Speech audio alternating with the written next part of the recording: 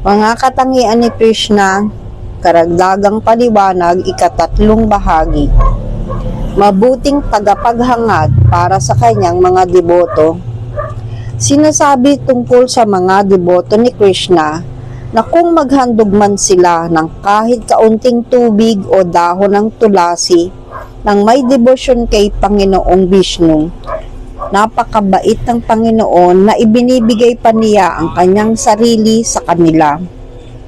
Ang pagkiling ni Krishna sa kanyang mga deboto ay ipinakita sa kanyang pakikipaglaban kay Bhishma. Nang si Lolo Bhishma ay nakahiga na sa bingit ng kamatayan, sa higaan ng mga palaso, naroon si Krishna sa kanyang harapan. Inaala-ala ni Bhishma kung paano naging mabait si Krishna sa kanya sa larangan ng digmaan. Nangako si Krishna na sa labanan ng Kuruksetra ay hindi siya gagamit ng sandata upang tulungan ang alinmang panig. Mananatili siyang neutral. Bagaman siya ang kotsero ni Arjuna, ipinangako niyang hindi niya tutulungan si Arjuna sa pamamagitan ng paggamit ng sandata. Ngunit isang araw, upang pawalang bisa ang pangako ni Krishna, ipinakita ni Bhishma ang kanyang napakahusay na pakikipaglaban kay Arjuna. Kaya napilitan si Krishna na bumaba mula sa kanyang karwahe. Kinuha niya ang isang sirang gulong ng karwahe at tumakbo patungo kay Lolo Bhishma tulad ng isang leon na sumasalakay sa elepante upang patayin ito. Inalala ni Bhishma ang tagpong ito at kalaunan ay pinuri si Krishna dahil sa kanyang maluwalhating pagkiling sa kanyang debotong si Arjuna kahit pa malagay sa panganib ang sarili niyang pangako. Napapasunod ng pag-ibig.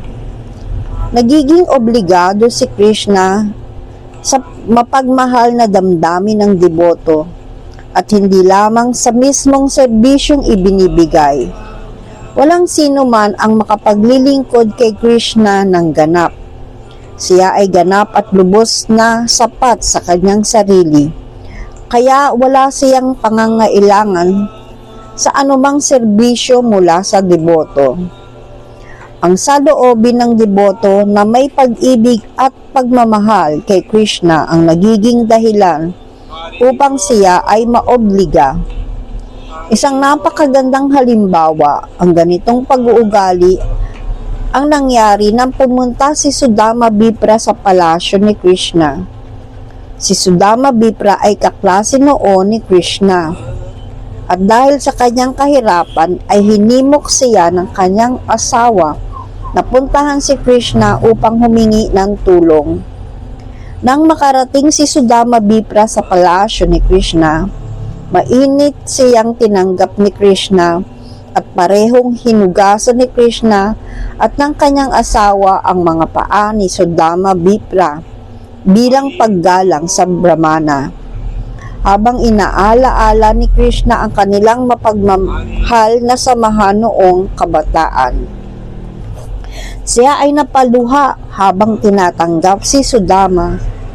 Isa pang halimbawa ng pagiging obligado ni Krishna sa kanyang deboto ay inilarawan sa 10 kanto ng Srimad Bhagavatam kung saan sinabi ni Sukadev Goswami kay Haring Pariksit, "Mahal kong hari, nang si Inang Yasoda ay pinagpapawisan at napagod sa pagsisikap na itali si Krishna gamit ang lubid, pumayag si Krishna na siya ay matalian.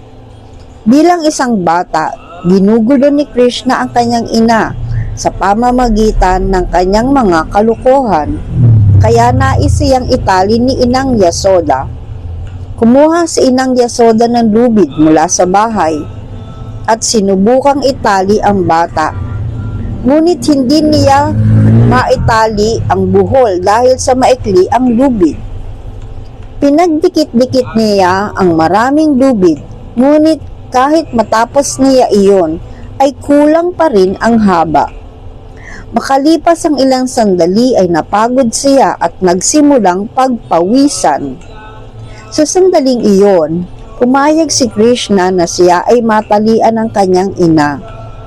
Sa madaling salita, walang sino man ang makagagapos kay Krishna sa anumang paraan maliban sa pag-ibig. Siya ay nagagapos lamang dahil sa kanyang obligasyon sa kanyang mga deboto, bunga ng kanilang matinding pagmamahal sa kanya. Lubos na mapagpala ang isang taong laging nakikibahagi sa mga gawain kapakinabang at mabuti para sa kapakanan ng lahat ay tinatawag na lubos na mapagpala. Matapos ang paglisan ni Panginoong Krishna mula sa mundong ito, inalala ni Uddhava ang mga gawain ng Panginoon at sinabi, pinasaya ni Krishna ang lahat ng dakilang pantas sa pamamagitan ng kanyang kahangahangang mga pastimes. Winakasan niya ang lahat ng mga gawain ng madulupit na hari. Pinrotektahan ang lahat ng matutuwid na tao at pinatay ang lahat ng malulupit na mandirigma sa larangan ng digmaan, kaya siya ay lubos na mapagpala para sa lahat ng tao. Pinakamakapangyarihan. Nang si Krishna ay naririto pa sa mundong ito, tulad ng makapangyarihang araw na nagtutulak sa lahat ng kadiliman upang magkubli sa mga kuweba, itinataboy niya ang lahat ng kanyang kaaway na tumakas na parang mga kwago upang magkubli sa labas ng kanyang paningin. Haribol.